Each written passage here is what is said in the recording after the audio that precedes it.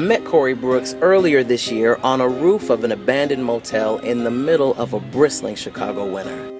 I wasn't going to stay on the roof long, just long enough to have a conversation, but this pastor had already been on the roof for over 40 days. His church, the New Beginnings Church, located on Chicago's South Side, had begun making a name for itself not for cake bakes or for having the best choir, but for taking a stand. That's what brought Pastor Corey Brooks to the roof.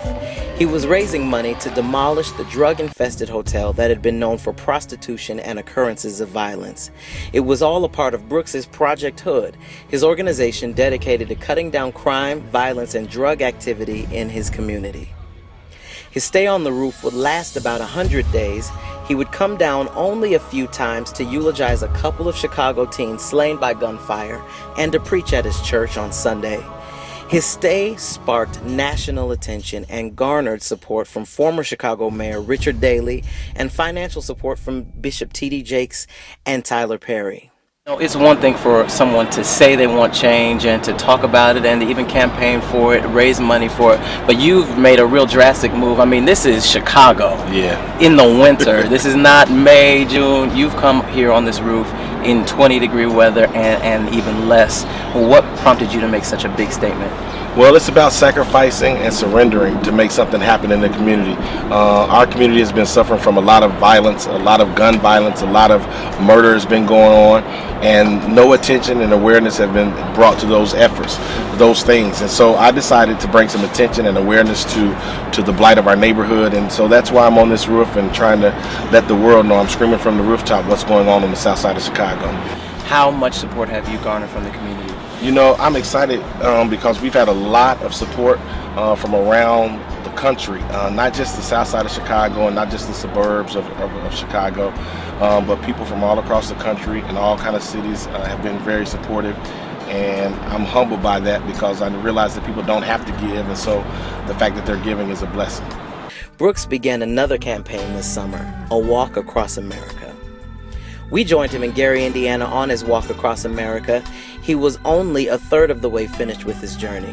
While we were preparing to walk, the police department called and said we've had another violent death. Apparently, it may have been drug related. One of the police officers said the town of Gary is so small that by the end of the day, he actually said, I'd give it 3 hours. In 3 hours, we're gonna know exactly who did it.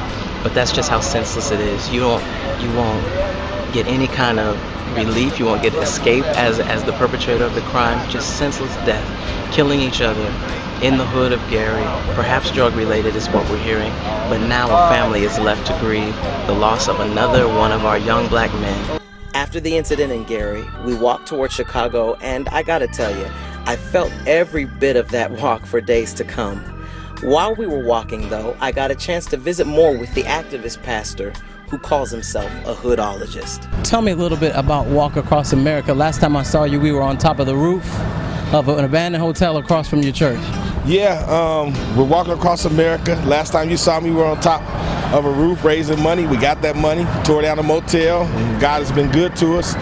Now we're walking across America to bring awareness to gun violence and young black brothers dying prematurely, and trying to raise $15 million to build a structure, and we're excited about that. So I'm grateful and thankful for brothers like you coming out and walking with us, bringing attention to people, telling them about what we're doing. I appreciate that.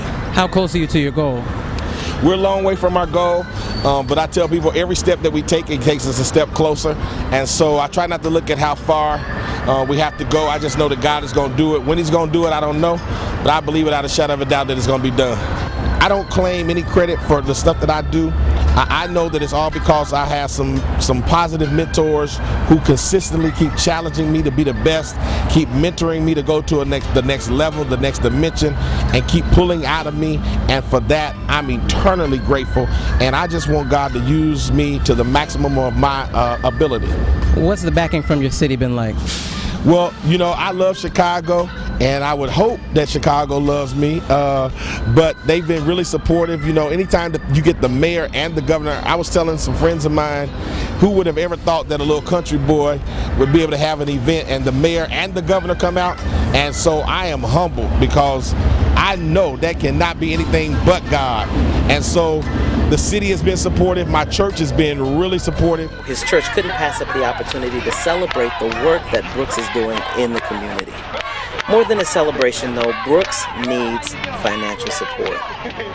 To raise the $4.5 million it's going to take to build the Family Rec Center he's hoping to build through Project Hood, Brooks has opened up a text line for those who want to support, and of course you can log on to his website, projecthood.org, for more information.